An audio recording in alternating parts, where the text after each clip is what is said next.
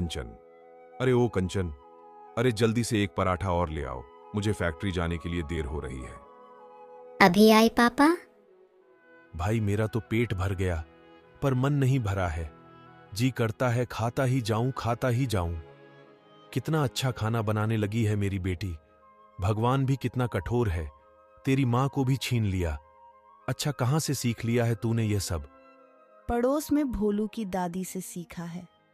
वह सब तरह का खाना पकवान, चाट पकौड़ी बना लेती है। उन्होंने मुझे सब सिखा दिया। वो मुझे बहुत प्यार करती हैं। मैं उनका काम जो कर देती हूँ।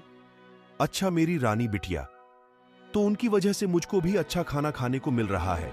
ऐसा करते हैं, कल तुम्हारे जन्मदिन पर उनकी भी दावत कर देते हैं। अच्छा लाओ टिफिन, अब मैं चलता हूँ, देर हो रही है। पापा, लौटते समय मेरे लिए फ्रॉक भी लाना, जन्मदिन के लिए। ठीक है बिटिया।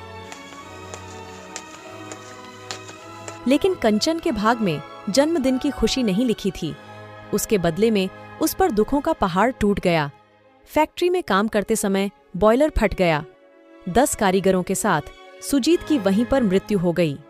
कंचन अब बिल्कुल अकेली हो गई। उसके दूर के रिश्ते की बुआ सुधा उसे अपने साथ ले गई। अपने घर में आकर सुधा ने उसको नौकरानी बना दिया। वह घर के सारे काम उससे करवाती है और ढंग से खाने को भी नहीं देती थी। अगर कंचन कुछ कहती तो सुधा उसको बहुत मारती है। करमजली काम करने में नखरे दिखाती है। तू तो भूखों मर गई होती। अगर मैं तुझे नहीं लाई होती, मैं ही तेरा पेट भरवाती हूँ। उस पर भी काम करने में नखरे दिखाती है। एक दिन कंचन को बहुत तेज बुखार आया। वह चुपचाप बिस्तर पर पड़ी रही। तभी सुधा आई और उससे कहा, तू महारानी की तरह बिस्तर पर पड़ी हुई है, खाना नहीं बनाएगी। मुझसे उठा नहीं जा रहा। बुआ, मैं खाना नहीं बना पाऊंगी। मैं खड़ी होती हूँ तो आंखों के आगे अंधेरा छाने लगता है। यह सुनकर सुधा को बहुत गुस्सा आया। वह बोली, मक्कार कहीं की, बहाने बनाती है। रुक, मैं डंडा लाती हूँ, फिर तेरी पिटाई लगाती हूँ। जैसे ही सुधा अंदर गई, कंचन डर के मारे घर से भाग गई। उसे चक्कर आ रहे थे, फिर भी भागी चली जा रही थी। कंचन शहर से बहुत दूर निकल गई। सड़क पर बेहोश होकर गिर गई। वो एक टूटे फूटे घर के सामने गिरी थी। उस घर का मालिक रतन उसे उठा ले गया। रतन अपनी पत्नी रमा से बोला, रमा, देखो कितनी सुंदर लड़की है। पता नहीं किस मुसीबत में फंसी है, यह बेहोश पड़ी हुई थी। रमा ने उसे छूकर देखा तो चौंक कर बोली, अरे इसे तो तेज बुखार है, इसे डॉक्टर को दिखाओ। उन लोगों ने डॉक्टर को बुलाकर दवा दिलवाई। कंचन ठीक हो गई। वह उठकर बैठी और बोली, मैं कहाँ हूँ? बेटी, तुम सड़क पर बेहोश पड़ी थी। चलो मैं तुम्हें तुम्हारे घर पहुंचा दूं। कंचन रोने लगी और बोली, मेरा कोई घर नहीं है, मैं तो अनाथ हूँ। मैं यहाँ से कहाँ जाऊंगी? ये सुनकर सुजीत और सुधा पिघल गए। लेकिन वह बहुत गरीब थे, जो अपने बेटे रतन के साथ मजदूरी करते थे। उनका अपना गुजारा बड़े मुश्किल से होता था। कंचन की बात सुनकर वह चिंतित हो गए। बड़ी मुश्किल से हम अपना ही पेट भर पाते हैं, लेकिन इस लड़की को कहाँ जाने दें? जमाना कितना खराब है। तो फिर इसे यहीं रहने दो। भगवान जैसे हमारा पेट भरता है, वैसे इसका भी भरेगा। उनकी बातें सुनकर कंचन भी दुखी हुई, लेकिन वह क्या कर सकती थी। दूसरे दिन सुधा, सुजीत और रतन मजदूरी करने चले गए। सब काम करके वापस आए तो कंचन ने खाना बनाकर रखा था। खाना खाकर तीनों लोग खुश हो गए। वाह बेटी, तुम्हारे हाथों में तो जादू है। कितना अच्छा खाना बनाती हो। मेरी तो कभी कोई तारीफ ही नहीं करता। मेरे तो पापा मेरी तारीफ किया करते थे। मैं और भी बहुत सी चीज़ बना सकती हूँ, बनाकर खिलाऊं। हाँ हाँ, क्यों नहीं। हम सब काम करने चले जाते हैं, वहाँ से लौट कर आते हैं तो इतना थक जाते हैं कि अच्छा खाना बना ही नहीं पाते हैं।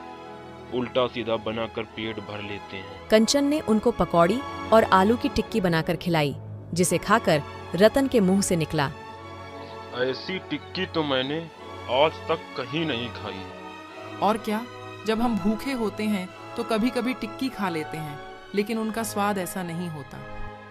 क्यों ना मैं आलू टिक्की बनाऊं और आप लोग बाहर दुकान खोलो। जब आपको स्वाद अच्छा लगा तो और लोगों को भी अच्छा लगेगा। सलाह तो अच्छी है, हम कोशिश करके देख सकते हैं। बस फिर क्या था, फटाफट रतन सारा सामान खरीद कर ले आया। कंचन ने कई तरीके के मसाले मिलाकर भूनकर उनको पीसा और वह टिक्की तैयार करने लगी। उधर रतन और सुमित चारों तरफ प्रचार करना शुरू कर दिया। 2-4 लोग टिक्की खाने आए।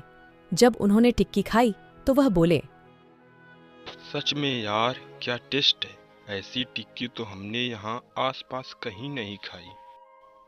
मुझे तो मजा आ गया, सभी चीज कितनी सफाई से रखी हैं, ऐसी सफाई भी तो कहीं नहीं होती।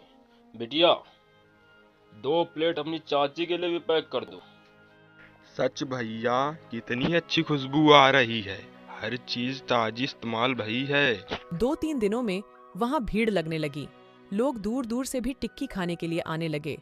रतन ने तो नाम भी रख दिया था, कंचन की टिक्की। रतन, सुमित, रमा ने मजदूरी करना छोड़ दे दिया था। चारों लोग अब टिक्की बनाने के काम में लगे रहते। अंधाधुंध बिक्री होने लगी।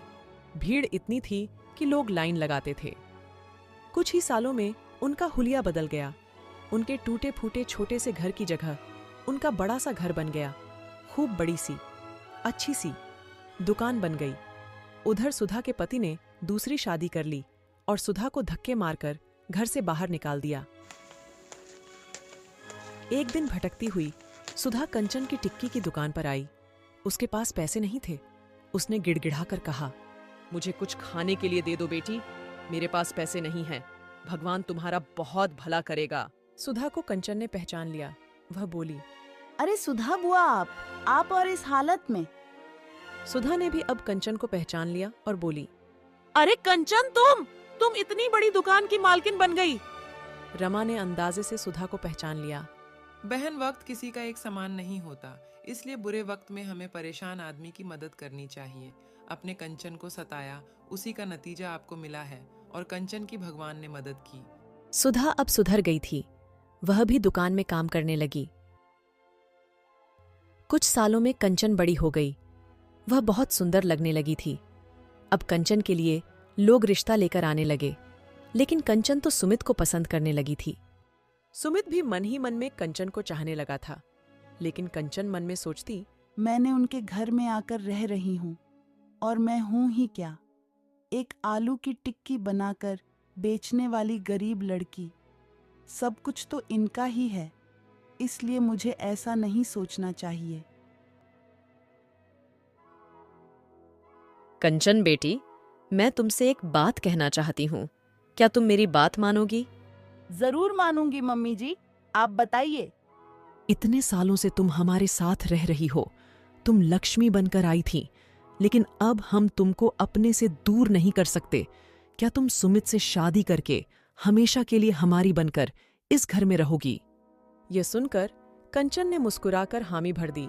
फिर खूब धूमधाम से उन दोनों की शादी हो गई और उनके जीवन में खुशियां भर गईं।